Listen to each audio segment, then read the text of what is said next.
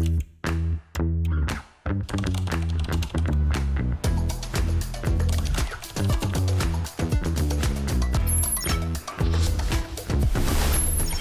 to Inside Albania with me, Alice Taylor. November is a very, very special month for Albanians. We have the liberation of Tirana, we have Independence Day and Liberation Day at the end of the month. I decided to invite three foreigners to the studio. We have Richard from Scotland, backed by popular demand. We have Tanya from Ukraine and Rebecca from Lebanon. They are here to discuss what they love about Albania, what they like about it, what they don't like, what they think about politics, food, culture, and everything else. And there's also going to be a quiz with some very interesting questions. It's going to be an interesting show. Haide Memua. Welcome to Inside Albania, Richard, Rebecca, and Tanya. Hello, you all look hi. a bit scared. Hi, I will be gentle with all of you. Rebecca, you are from Lebanon, and Yes. we met a couple of days ago at the book fair in Tirana, and you told me a very, very interesting story, which is quite similar to my own. I came to Albania for a 3-day holiday, and I never left. I mean, I have left at some points, you know, but I basically stayed here and I made it home. That was 7 years ago. You have a slightly similar story. How did you end up in Albania? How did you end up on my show? It was by coincidence. We managed to go on a vacation trip and landed in Albania for 2 nights. And that's when I fell in love with it. So I have been trying to get back to Albania for the past year. And every time something gets in the way, that's when I ended up planning a trip on my own. And I'm here for 10 days now and discovering Albania, if I just make keep it my second extending. home or not. Aha. So you're thinking of making this a home base, Yes. basically. But let's go back to when you came here for 2 days. Why Albania? Why was it somewhere you decided to come on holiday in the first place? Well, it happened by somebody suggesting Albania. And I've heard of Albania, but I have no clue, no idea about the country. And I tried to manage with some friends to just plan a trip to Albania. And apparently nobody knows anything about this country. Nobody wanted to take the risk of finding out a new country. So eventually the curiosity, the research I started doing made me feel it's worth a visit. Yes. Just trying to check, is it true? Is it that friendly? Is the hospitality? Is all the values they talk about it? Does the country still have that? Like in Lebanon, we do. We still have those values. We still go by it. But I never thought another country would have so much unique, so much culture into it. And they still have it till today. Yes. Like it kind of, there's modernized, but they still have their old culture in it. And I think it was all curious. And the more I couldn't get to come to Albania, and every time I tried to arrange a trip to Albania, it didn't happen. I think that determination came to get me to come for 2 nights alone. And you said you've come again and you've fallen in love with Albania. Why? What is it? I mean, we can talk about culture and hospitality and friendly people, but I think there has to be more to it for you to say, I want to live in this country. I think I felt connected here. I think I found myself here in the slow pace that Albania has. This is something I think I was in need, which I didn't know before. Lebanon is a rush place. Everything is a rush. It's a beautiful country. But there's something I found in Albania, and I could never explain it to anyone. But I just felt like home. It's a country I don't know anyone in it. It's a country I've never seen it. I've never visited. And yet I felt from the first day I arrived, it was like I'm still in Lebanon. And it's just, I need to ask for help if I need to go to this place. But besides that, it felt like home. It was the same for me. You know, I came here 7 years ago and it was very different 7 years ago to how it is now. And I didn't even know what money I had to take out of the ATM when I arrived. You know, I'd done zero research. My mum was freaking out a bit, you know, where are you going there? You know, and I arrived and I felt, even though I didn't know anything about it or the people, let alone the language, I was like, those are words. I don't know what you're saying, but I felt at home and I felt safe as well. I felt I was alone. So I was walking through the streets by myself and I didn't feel unsafe. And the same at night, and people I spoke to said, of course you're safe here. Nothing's going to happen to you here, you know. And this was very important to me as a woman traveling alone. Exactly. And it's ultimately why I decided to stay here. Tanya, coming to you, you are from Ukraine. You came to Albania on holiday about 4 years ago. Correct? And then you had to go to the UK as a refugee because of the war that broke out in Ukraine. But then you ended up back in Albania. How did that happen? Well, I was traveling for a while, living in different countries. And around 4 years ago, I went to Albania first. I discovered this country. I knew nothing. I can relate to a lot of you ladies were saying because I knew nothing. I fell in love. And after 6 months in the UK, I was searching for a new home. With better food, better weather. Just home. Yeah. Place where I can feel at home. Because I think this connection you mentioned before, it's not necessarily about weather or food or whatever. No. It's about something invisible, but you definitely feel it. And that's what Albania has become for me. I felt it on my first visit, and that's why I decided to move here. And do you see yourself sort of staying here long term? Yes. Yes? It's going to be home forever, potentially? Oh, well, what is forever? And, it's very hard to plan anything. But as of now, it's my home.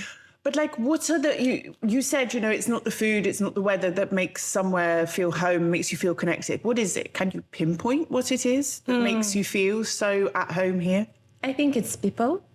I guess we have a pretty much similar background, culture-wise, political-wise, and I get this mentality. I mean, not totally, but I feel many things are very close to what I had in Ukraine. Interesting. Yeah, I mean, my foreign friends often are surprised by something that Albanians think or do, how they behave, or some historical facts, and I'm like, yes, of course. We have the same in Ukraine, And how incredibly helpful and welcoming Albanians are. When I arrived here, I had no one. I knew no one. But immediately I felt at home. I felt that there are people who can take care of me, even if they don't know me at all. Yeah, this is true. I mean, I was here alone. I have a daughter. I raised her as a single mother for 4 years. And it's very hard. No family around, nothing, but there was always someone there if I needed it, whether I just wanted a conversation in a coffee shop or I needed help with anything, you could always find someone to help. Yes, it was lonely at times, but Albanian people are so welcoming and friendly that there was always someone I could find just to talk to or to, have a coffee with or something. And that was very important to me. I think that's what we share in common because that's what makes you so comfortable in the country. It's the people at the end of the day. And even if you're alone and you don't know anyone, I don't sense that. Yes. I never sensed that I'm alone. I never sensed the fear and the safety you talked about. Yeah. I don't think I've ever felt safe more than this city.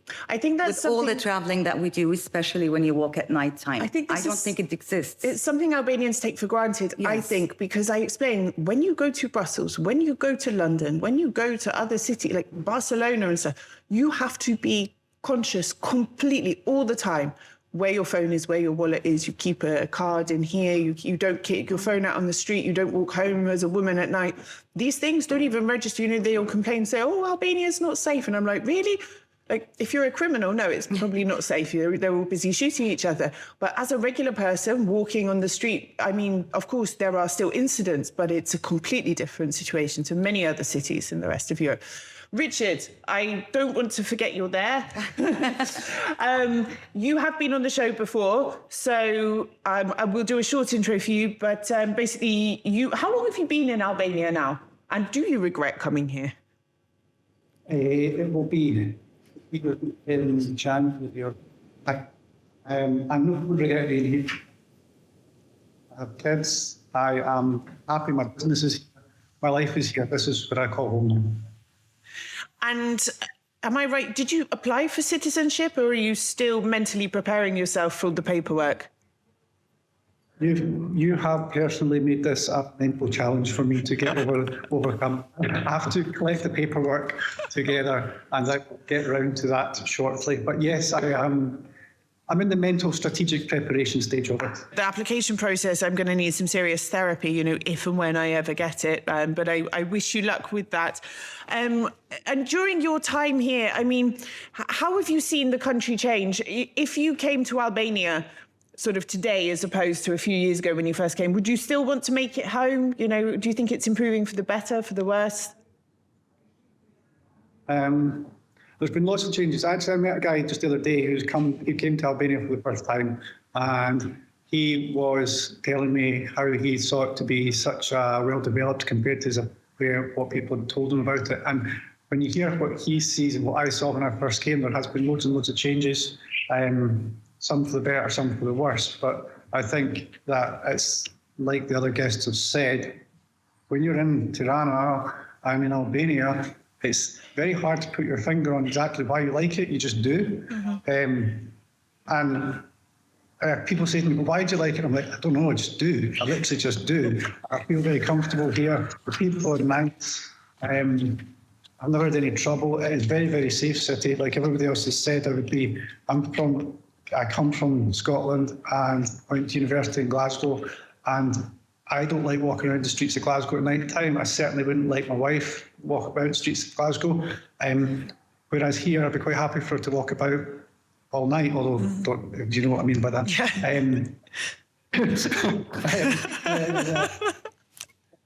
My wife has just been, we've travelled quite a lot together, and the only place that she said she was genuinely scared after 5 p.m. was Glasgow. She hated it. And she says she never really understood how safe Tirana was until she went to Scotland.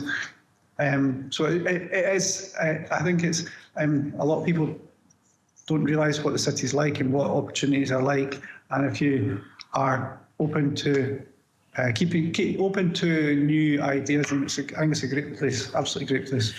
Now, Richard, I have a question for you.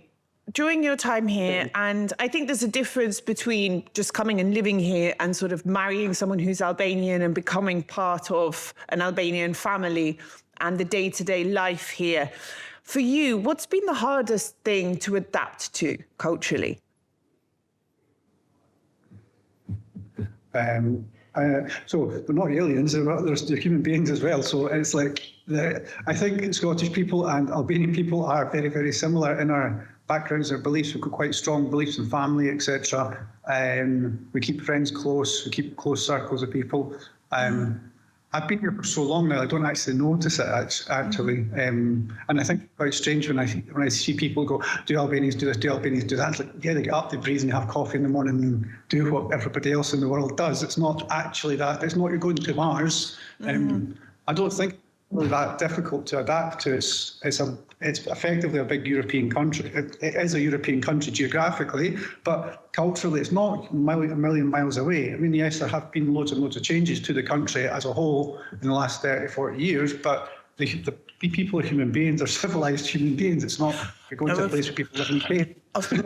Of course, but I mean, from my point of view, you know, when I came here, when I had a baby here, when I was part of an Albanian family, it was very, very different for me. Like the way that mothers were treated in the hospitals, the expectations on a mother, you know, afterwards having visitors at the house and all this stuff, which I was not down with at all. You know, there were lots of things which, for me, coming from quite a different background in the UK. My parents were hippies. You know, it was quite different. It was difficult. There were a lot of adjustments.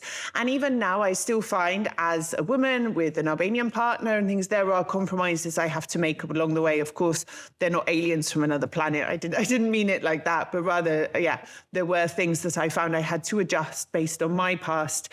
I was going to ask, you know, has your wife struggled with anything from your side culturally? You know, is there anything she's gone, well, I don't agree with that, or, oh, you might do that in Scotland, but we're in Albania now? Because my partner says this to me sometimes, joking, and I just wondered whether there were any things from her side that maybe she's scratched her head over a bit, maybe haggis or similar.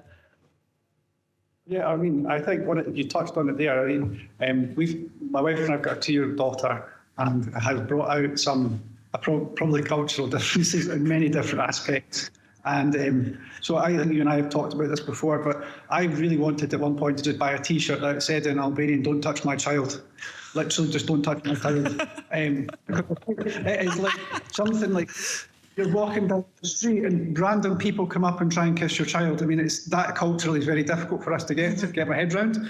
At the same time, my wife sometimes is like with my parents going, why won't your dad pick her up? Or why is it taking your dad so long to get to pick them up and stuff? And like, because culturally, for us, the men didn't actually touch the children when we grew up. And it is a lot of stuff around childcare, a lot of stuff around our baby has been, it's not concerning in any way, shape or form, it's just amusing. And that's been culturally a bit different. And then for my wife, probably the hardest thing is when my father and my friends and I start speaking together, she's like, what are you saying?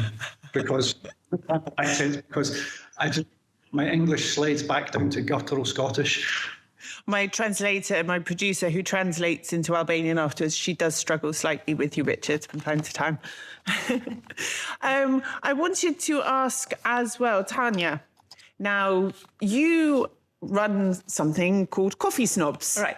And this is something where you go to various different coffee shops with your friends and you review them on coffee. I believe coffee is something very important in Albanian culture. It's how business is done, how all sorts of things are agreed. And I think coffee here is very, very good compared to like the UK. And it's really good. Can you tell me a bit about your Coffee Snobs initiative and the kind of reception? Do you get sort of confused waiters and things sort of greeting you, or are they sort of scared to let you in their establishment now? That was the main point.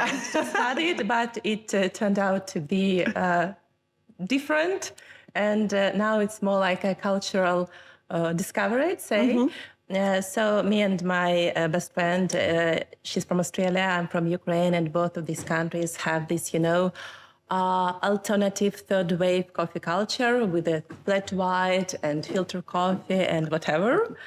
And here we struggled finding anything like this. I mean, in Tirana, I think there are 2 coffee shops I'm aware of. And in Durrës, no one has heard about flat white or anything like this. And I love Albanian coffee, but sometimes we missed, stuff like this. And we were just having our double macchiatos because it's the closest thing to flat white you can find in Albania. And laughing like, imagine if we ordered flat white or asked for filter coffee or something. And we started doing it, going to different places. And at first it was just, that's why the Coffee Snobs. Yeah. Because we didn't want to make fun of locals in a way. Yes, of course. It's just about catching this difference, cultural difference, and the way we have our coffees. But then we found ourselves liking local coffee culture more than we expected, And now we just enjoy going to different places, like discovering that local wine bar actually has great coffees. Or we go to what you in one of your I don't know what it was. I think it was a reel on Instagram called Old Man Bar. Yes. Like a cultural phenomenon here in Albania. So these are the bars where only men are and there's no women. It's not that women are not allowed inside. It's that they just don't, because they're not normally very nice bars, and it's where all the men go to drink raki and chain smoke inside, basically. Yeah, exactly. And we went to this Old Man Bar and we had coffees there. And coffee was actually good, even despite the fact they brought us black coffee. And when we asked, we wanted macchiato. Oh, no worries. And they brought us a cup of milk and put on the table. And Sarah, my friend, she used to work as a barista. So her skills were very, on point. She just poured this milk into our cups and we still enjoyed it. And we write funny reviews. I mean, we want them to be kind and respectful towards local culture, but still a bit, with a touch of humor. Yes. So you're reviewing coffee shops, you're asking for certain types of coffee and then reviewing what you get. Have you had any problems with people, like in the shops, for example, if they've known who you are or they've understood that you're reviewing them, or has it been plain sailing so far? No, I don't think so. No. No. Good. Because it is, your posts are funny and they're meant in a respectful, funny way. Because I'm just saying that as a disclaimer, because Albanians take coffee extremely, extremely importantly. So, Rebecca, you've not spent that much time here, and we've talked about what you love about Albania, what you like about it, what you enjoy about it, but is there anything that you would want to change or would want to see change that might perhaps better the country or improve it? Or is there anything that bothers you about it? Because it can't all be perfect. It can't all be perfect, but again, it's only been 4 days in Albania and I still didn't have that time to explore it.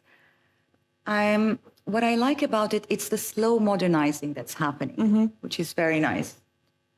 But there's a lot of nice changes that's going to come up. A lot of things to, if you want added value to what's going on. But at the moment, whatever I've experienced is nothing within these 4 days. So I'm still fine with everything. I'm still enjoying it. I'm fine. I'm being fascinated by it because I did not expect it. It gave me one of the best surprises. You know, when you anticipate something and it's a virtual research, you've never been to Albania, and you keep on having those high hopes that it's going to turn out to be one of the best. And you end up coming to Albania, and it does. And I think this is the best part that I thought, you know, it's worth giving it a try. Yes. So I think I will have to have more time to be able. And have you just been in Tirana or have you been? Only in Tirana. Only in Tirana? Actually, because the first 4 days were more work and meetings planned. So as of this weekend, I'm going to have the time to explore. Where are you going to go? Where's on your list? I love my Berat. book, so you have a... Berat is somewhere I want to go. Yeah, lovely. I want to see this place. Durrës is another place I want to see. The rest are for summer, I think, like Samil, Sarandi, these areas. But these are the main two areas, especially Berat is my first visit. Your first stop. Yes. Tanya, where's your favorite place in Albania so far? Durrës, because it's my home now, but I love Berat. Yeah. Was there anywhere you went that you didn't particularly like too much, or you were like, I've been there, but I'm not going to go back? Was there anywhere that wasn't I don't think so. inspiring? Richard? I think I find something everywhere. Richard?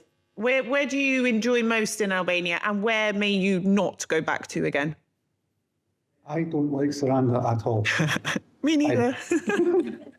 I like Skåder. Skåder is very beautiful, and Berat's nice as well. Korç is nice. I'm not a great fan of Durrës. I love the house there. I like Tirana for my day-to-day life, but we live in this big city, and then we want to go out and get a break away from the big city sort of thing. So that's why I say Skåder and stuff like that. But I really don't like Saranda during the summertime. I think it's horrific. Yeah, to me, it has lots of interesting places around it, but the actual city itself, I mean, it could be many other cities in Europe, like seaside sort of resorts in Europe. That's how I see it, unfortunately. Sorry to anyone from Saranda. I don't want to cause a riot. Okay, so now what we're going to do, the bit I've been looking forward to the most, is a quiz. Okay. So I'm going to start off with some quick fire sort of questions. So you have to say the first thing that comes into your mind when I say this. Don't look so scared, all of you. Richard, I can see you. Okay, Always you ready? like to surprise us. Just because you're online doesn't mean you're getting away from this. So Richard, I'll start with you. Favourite words in Albanian? Number 3. And what's the best thing about Albania? Best thing about Albania, it's the warmth of Tirana. The worst thing about Albania? Fireworks. Richard, best beach? Lvov. Best city? Berat. Richard, worst city? We've said this. Saranda. Name your favourite pop star?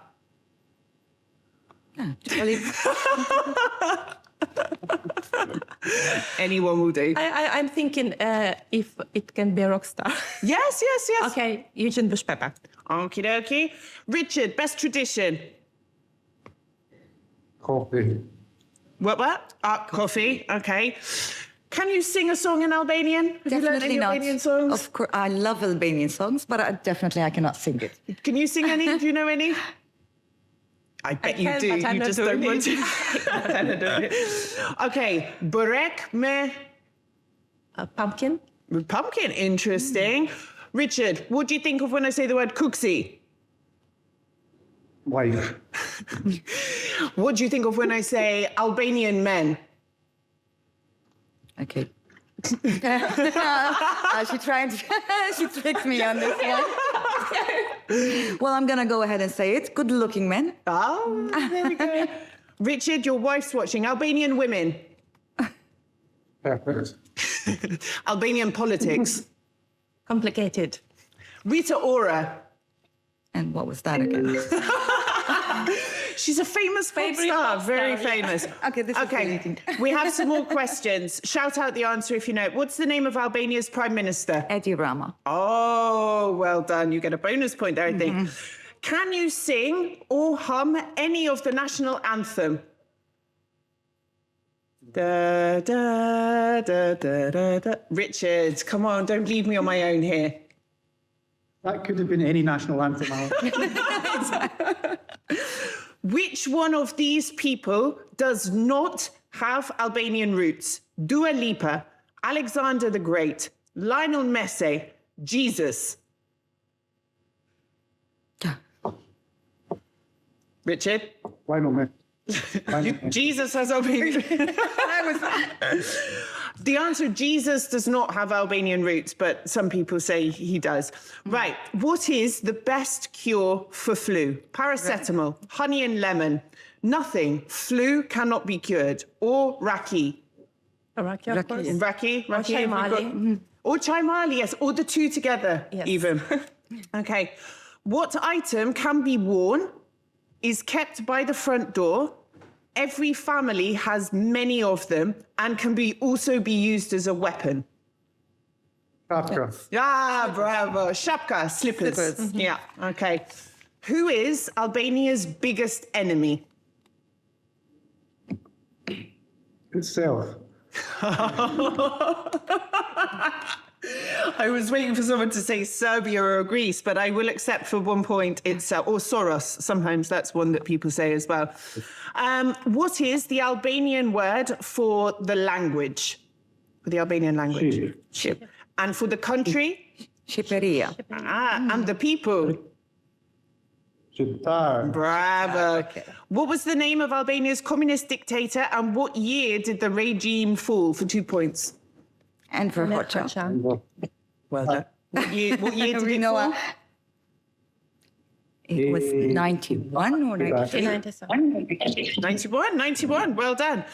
When you go for coffee with an Albanian person, who is expected to pay the bill and why? Albanian, it's the culture. Anyone else want to elaborate on it? Even if you fight and struggle and try to, sneak your way, like, no way. No way. And you know what I've started doing, and I made a reel about this as well, is because I'm not a guest anymore, I live here, so I'd be like, oh, I'm going to the bathroom, and I'd go and try and pay before the bill comes, only to find out they've gone to the bathroom before me and paid before I've had the chance to do it to them. What is the greatest cause of illness or death in Albania? A, pollution, B, cancer, C, heart disease, D, the cold. Heart disease. I wouldn't have a clue about this one. The cold, not wearing socks, leaving the AC on, leaving the window open. Yeah, no, it's not, but they will have you believe that as well. So, Rebecca, you want to come and live here? Yes. Yeah, what are you planning on doing? Are you going to work locally? Are you going to work online? Do you have a plan of action? I do have a plan. I am going to be working, and I do have some ideas. I'm working on it. That's why we had this trip based on that. But at the same time, I'm willing, again, I feel so comfortable, and I feel that I can be myself and brainstorm and, be very productive in a country like this. So I might do this step even when I still have my online work and move here and then move forward afterwards. But it's really interesting to hear, because I hear so many times Albanian people say, oh, there's no opportunities here. I see a lot of potential in Albania. What about you, Anya? What is it you do for work? And also, do you see it as a place with lots of potential and opportunities? Because, so many Albanians are leaving, and here we are choosing to live here. I work online for a Ukrainian company in marketing. And I don't know, that the way I see probably my future here working online. And do you see much potential in the country? You know, when people say we're leaving because there's no opportunities here, there's no jobs or anything, do you see the country differently? In that respect? Yeah, I'm sure that actually that's what attracted me, and why I was so surprised when I visited Albania first, how developing it is. Like, I mean, striving, fast-paced, hungry for new experiences. And I think we had this in Ukraine some time ago, and this really very, driving and very inspiring. So it's kind of, you saw it happen in Ukraine and now you're here in Albania watching it sort of happen again for the second time, this step forward. Richard, you own a business here. What do you think about the potential of this country? I think if you will put your mind to working hard, then there's loads of potential here. There's loads of potential. There's some really, really smart people here coming out of universities. But at the same time, I think a lot of people that see salaries abroad, they don't put the two and two together, that these big salaries, people don't walk into them. You have to do the grunt work. I mean, everybody starts at the bottom and works their way up.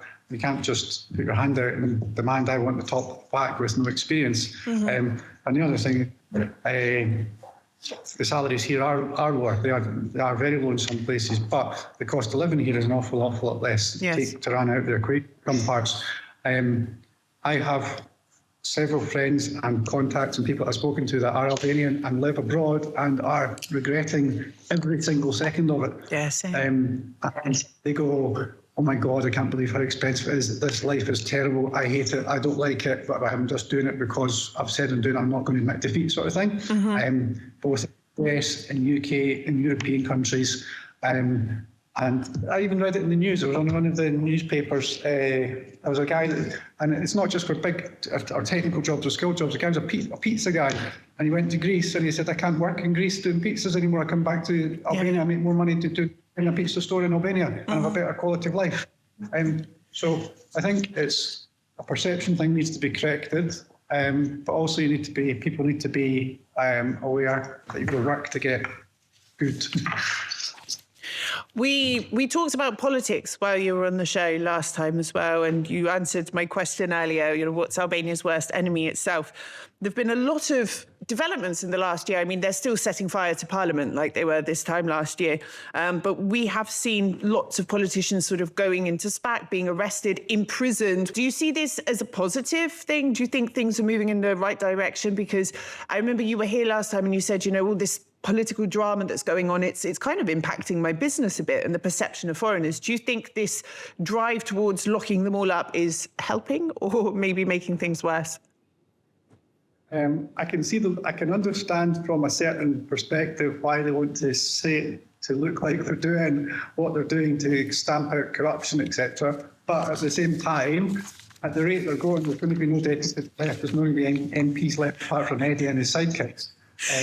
I mean, it's a bit Hollywood and ridiculous. I mean, they've dragged Ilya Met out of a car on a motorway with about 3,000 different soldiers and guns. The guy's 5'5" or something, and he couldn't fight his way out of a paper bag. You know what I mean? It's a bit dramatic. And then we've got all these people getting dragged up for non-declaration of assets and money. I mean, and they're accepting them. I think was it Ilya Met's mother-in-law or something? Yeah. 100,000 euros equivalent, on their 10 million old lek, from funeral donations. I mean, come on, it's a bit far-fetched. Yes. And then there's another deputy, a woman that had, I can't remember, I think it was about 50,000 euros, and she declared that she got it from working part-time at the weekend as a sales assistant in a store. I was like, where do you get these jobs? Because I would really like one. I know, from 50, and in the space of a couple of years. I mean, yes, but then they're taking these excuses and actually publicising them, going, how can you even you're listening to these? I think that I understand why they're trying to get rid of it, but it's a bit comical at the same time, and it would be maybe better to draw a line and say, look, you've done what you've done, you're going to pay some tax, let's move forward and again, because if they go back and try and catch everybody, they're just going to there's going to be nobody left. There's still a lot of work to be done, but it's better than watching EastEnders anyway. Well, that's true. I never know. There's never a slow day in journalism in Albania. Thank you very much. Rebecca, Tanya, Richard, thank you very much for joining me. I hope no one gets deported after this show. No one did after the last one, so it was absolutely fine. Thank you. Enjoy your time in Albania. Thank you for hosting us, Alice. Bye-bye. Bye. That's all for this week. Wishing you all a wonderful holiday. We will be back next Saturday on Euronews Albania, on our YouTube channel, Euronews Albania, and across all major podcasting platforms. Until then, Mira Pavshim.